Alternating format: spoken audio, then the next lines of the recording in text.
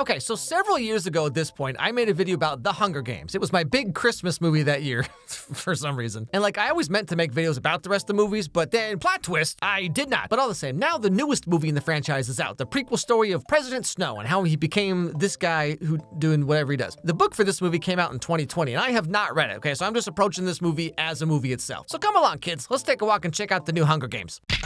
But before that, really quick, this video is brought to you by Surfshark VPN. Surfshark VPN is an app and browser extension that lets you change your IP address to be pretty much anywhere in the world you want. Now, what this means for you is it protects you from websites and other users trying to snoop on what you're doing and from where. Maybe your country has some like weird, strict content censoring laws, or you just don't want people to potentially hack your accounts. Well, Surfshark VPN can help you with all of that, but it also has a lot of very practical day-to-day uses, like allowing you to watch the Netflix libraries from almost any country. Fun fact, Slovakia has by far the highest number of movies and TV shows you can watch, with over 7,400 titles compared to 5,800 in the US. And all you gotta do is just install Surfshark VPN and tell it to put your IP address in Slovakia, and there you go. You have access to an extra 1,600 titles. Or Japan and Taiwan have the biggest anime libraries on Netflix, so using Surfshark VPN, you can have access to all of that. Or in the reverse, if you're traveling away from your country, you wanna stay up to date on a certain show you're watching or whatever, you can use Surfshark VPN to put your IP address in your home country, and then wham bam bibbidi-bow, there you go. It's quick and easy to sign up and install, and only costs $2.49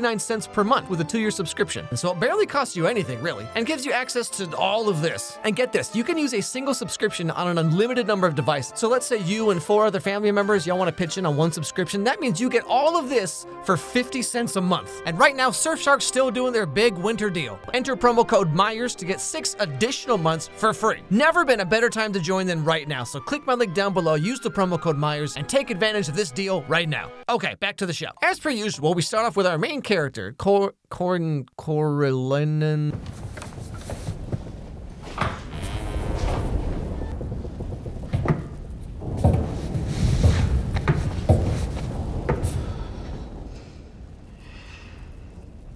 Your father is dead, Coriolanus. Coriolanus. Snow. Now, the thing about the Snow family is they live in the capital, but in the years since the war ended, they have very little money left, and they're just like barely scraping by. Grandma, come see! Coriolanus Snow, future president of Panem. What's the first thing you'll spend the prize money on? New dress? Some Plinth Prize tigers? We'll be able to pay the rent. Snow lands on top. Oh, okay. Hey, get it, guys? You get it? His last name is Snow. Do you get it, everybody? That's right. Snow always lands on top. Never forget, you mess with the smith, you get the anvil, or something like that. Well, sure, but hey, Cox always... Never mind. Now, like I said, the Snow family is quite poor, relatively speaking, but somehow no one else knows this, because he has to pretend like he's some kind of like rich hoity-toity guy or whatever. Cook serves steak for breakfast. You had to throw half out. Shame on you, Corio. Don't you know that they're starving in the districts? Finally, the star pupil. That's a snazzy shirt. What are those buttons? Tesserae? That's why they remind me of the maid's bathroom. This is like when those kids in your school would brag about like how they only slept like 30 minutes last night, or there's the thing they're not supposed to do, but they did it like so many times though. But then when I'd show up and be like, hey guys, guess how much orange juice I drank this morning? Suddenly I'm the weird kid? But okay, so because he has no money, Corinthian Snow has been working as hard as he can to be the best student in school, because every year one student gets this scholarship award thing to go to college and really be somebody, you know? And it's pretty much guaranteed he's gonna get it. I am here to tell you that there has been a change this year. The esteemed citizens of the capital have grown bored of the games and simply aren't watching anymore. The Plinth Prize will no longer be determined by who has the best grades, Excuse me? but by who is the best mentor in the Hunger Games. Uh-oh, Panem's running into the same problem America does every couple years. Well, everyone, American Idol and Survivor are huge hits, so where do we go from here? I was thinking, what if we put a bunch of little kids in the middle of nowhere and watch them beat each other up? Great, genius. What else? What if we had a bunch of teenage boys and their moms all date each other? Perfect, no notes. Anybody else? What if an entire white family did blackface? This was a real show, by the way. Anyway, so everyone gets assigned their tribute, and Snow's the last one, so he gets the weird girl from District 12. Lucy Gray Baird.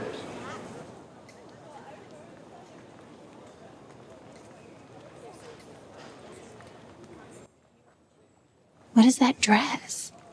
She's some sort of clown?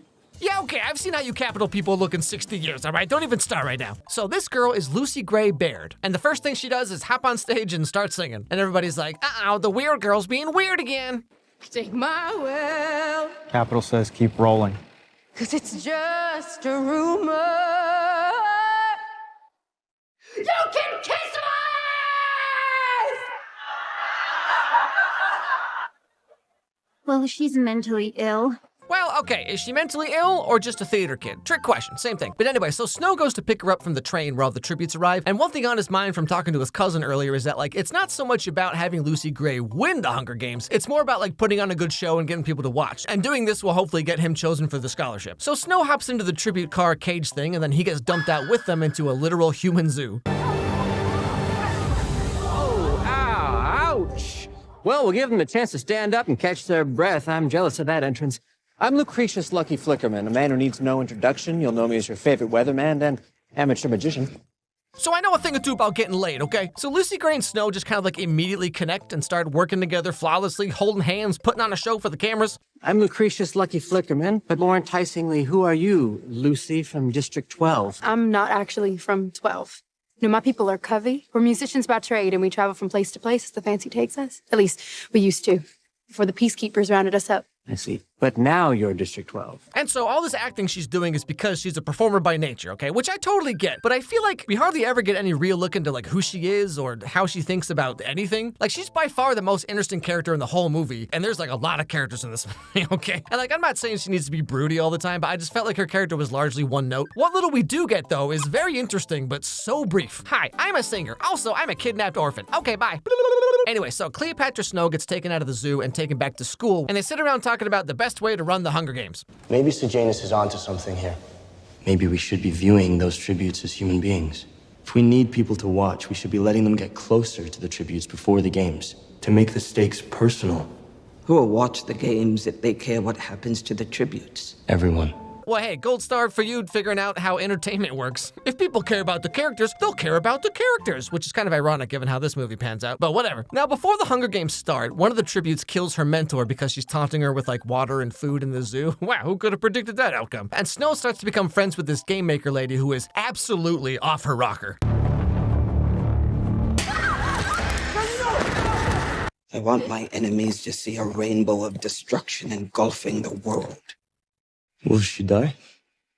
The pleasure in breaking ground in one's research is one gets to find out. This is like the inevitable final form of every high school drama teacher, you know what I mean? Like there's only a couple steps from this to this, okay? This is where your drama teacher ends up when they finally get their doctorate. So later on, tributes and their mentors are in the Hunger Games arena to like check it out the day before, and that's when something crazy happens. Please. Coriolanus, please don't let me die in here tomorrow.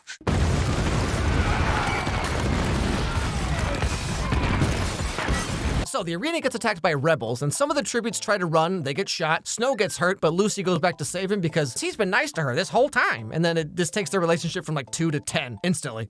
I can't let you die. You saved me. You saved me. Lucy Gray. I'm sorry. I'm more hopeful during the daytime, but when it gets dark, It's okay. I am gonna get you out of here. Wait, they're in love now? Been like a day and a half. They put you in a cage, he gave you a cookie. That's all it takes? Man, I've been doing this the wrong way for years. Their whole relationship is so sudden in this movie. Well, okay, to be fair, same thing used to happen to me whenever I'd be walking through the mall after school and I'd see a girl working at like Sbarro or something, and I would instantly imagine like an entire relationship with her. But in my defense, she had thick eyeliner on, okay? What was I supposed to do? Anyway, so it's time for the games. To help Lucy Gray win, Caesarean section Snow gives her a pocket mirror full of like poison powder and puts a handkerchief he used to wipe her tears into this barrel o' snakes, because we learned earlier in the movie that they won't attack someone if they're used to their smell. So when the snakes come out, it's all good, you know what I'm saying? That is not gonna be good. Wouldn't it be fun if it was candy? Not candy! That was pretty funny. Now, in the middle of all this, Snow's classmate goes into the arena because his tribute dies, and then Snow has to sneak in there and get him out. But they get attacked by another tribute, and Snow has to bonk him real good. Now, this is important for later. Anyway, so in the end, Lucy Gray wins the Hunger Games. But just when it looks like everything's going real good for Snow, turns out they knew he was cheating the whole time. President Ravenstill has left your form of punishment to me, and I've decided banishment to the districts where you'll serve your capital in exile for the next 20 years. As an anonymous peacekeeping grunt. Finally, the sound of snow falling Okay, we get it. We get it. I think we got it. I think we figured out his last name is Snow, okay? You don't gotta say your catchphrase every single time. Always remember, Jacksons are the best son of someone named Jack. So because Snow got caught cheating, he gets kicked out of the Capitol and has to work as a police guard dude for the next 20 years as punishment. But he bribes the officer lady to at least send him to District 12 so he can be with Lucy Gray. You know, I thought I might find you here sitting all by yourself. Mr. James, what are you doing? What do you think? Oh yeah, sorry. His friend over here also goes to District 12 because we've seen throughout the movie that he has a bit more empathy for district people and he's like not really a fan of the whole like Hunger Games nonsense. So when he heard that Snow was going to District 12, he wanted to come along so he could get out of the Capitol and actually do some good, you know? And he actually gets this idea from Snow himself, who's also kind of having this awakening of sorts that maybe things aren't so great in Pan Am, you know? Like what if the way things are is not the way things should be, man? So then Snow finds Lucy Gray and they make out for a while. Breaking their rules, saving your life. But I gave them my last cent so that I could come here to 12 because I had to try to find you.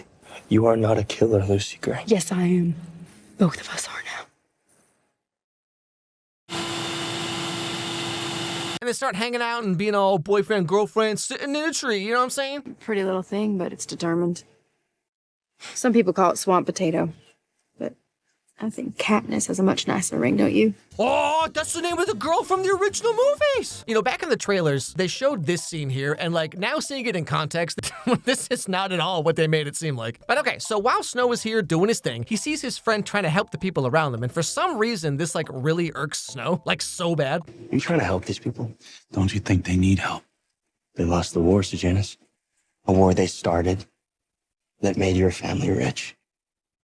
I'm not about to throw away any chance I might have of getting home someday. Wait, I'm sorry. What is happening? Like this entire movie, you've been talking about how district people are humans too, and you specifically wanted to go to District 12 because you're in love with a district girl. So what are you doing right now? Snow does this like crazy 180 where like he wants to get sent here to be with Lucy Gray, but then just kidding, he's been trying to go back to the Capitol the whole time, actually. So, okay, what ends up happening is his friend gets duped into giving people money, which they use to buy weapons instead of whatever they say they're gonna do. And the mayor's daughter finds out what they're gonna do, so Snow has to shut her up, shall we say. And then he has someone go hide the guns so none of them get caught, and he uses a bird to record his friend talking about how he's gonna help someone, a district person of all people. Whatever it is you're doing, you need to stop it. What do you... Don't. I saw you talking to that woman in the jail. Hoff is going to execute her just because she knows the man that they killed. It's wrong. It's worth the risk to do the right thing. And ultimately, this leads to his friend being hanged for treason. And Snow will also be hanged if people find out that he shot the mayor's daughter using an illegal gun that his friend helped buy for a rebel faction. So, long story short, he has to run away from Pan Am forever. I just wasn't thinking. I have to run north, like Billy Tope and the others talked about. If I stay here now, I'm as good as dead. I just learned Hoff is sending me to 2 for officer training, but none of that matters now. You were gonna leave It's all Pan Am. tomorrow. Don't. Okay. This movie has a lot of plot points that it just speeds right on past, but especially in the third act here, which is like such a whirlwind of very important things that just happen one after another. No time to breathe, no time to think about what's happening. Just strap yourselves in, everybody. But all the same, Snow and Lucy Gray end up running away together. Sure will be nice not to have to kill anyone else up north, though, huh? 3's enough for me. Who's the third?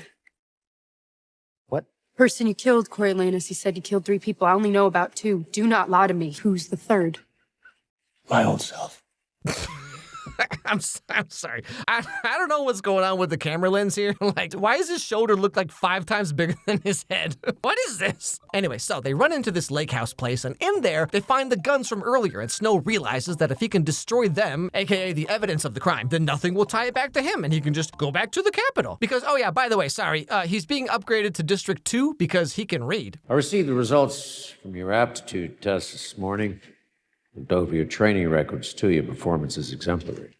Well, half the other recruits can't read, sir. I'm going to reassign you to officer training in District 2. You'll earn a real wage. So, like, again, what is this dude trying to do exactly? I feel like I have no idea who he is or what he wants ever. And, like, there's only 20 minutes left of this movie. Anyway, so what ends up happening is Lucy runs away from him because she figures out that he's lying to her, and this third person he killed wasn't himself, but actually he's talking about his friend, I guess. And she realizes that Snow is just this narcissistic guy who's doing whatever he can to get whatever he wants, hence why his behavior seemingly makes no sense.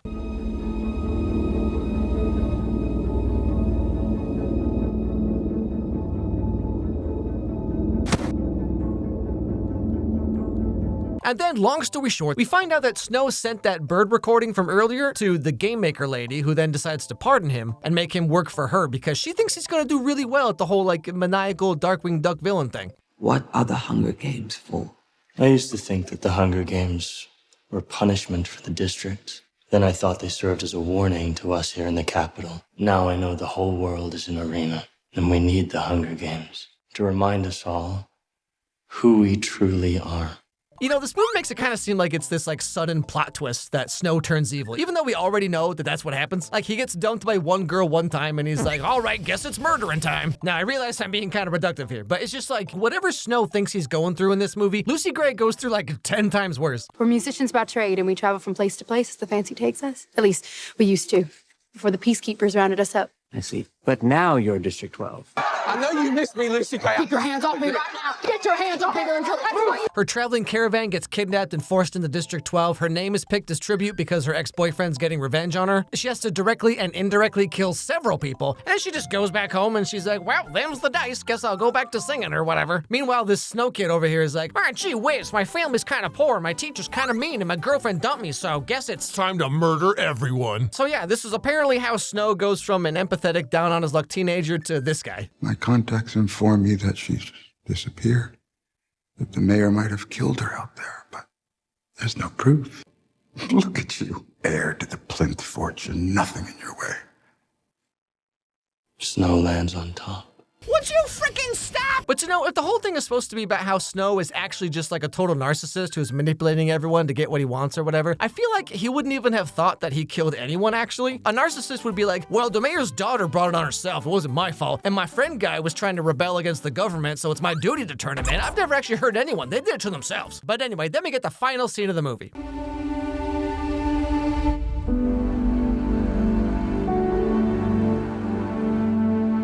Now, I don't know if you guys are picking up on the subtle symbolism here, but as he approaches the Capitol building, it starts to snow because his last name is Snow. Do you get it? Are you picking up on the symbolism here? Or like how it's called Ballad of Songbirds and Snakes, and Lucy's last name is Baird, like bard, like singer, but also kind of looks like bird, and Snow is cold like snow, but also cold-blooded like a snake, and also there's literal snakes everywhere? Do you get it? This movie has the nuance of Paw Patrol. But okay, there is a lot to like about this movie, as per usual with almost any movie now. It looks amazing. I love the retro futurism thing they have here where like it's mid-century technology, but also it's sci-fi kind of. That's really cool. And Lucy Gray is always fun to watch whenever she's on screen. It's just a rumor.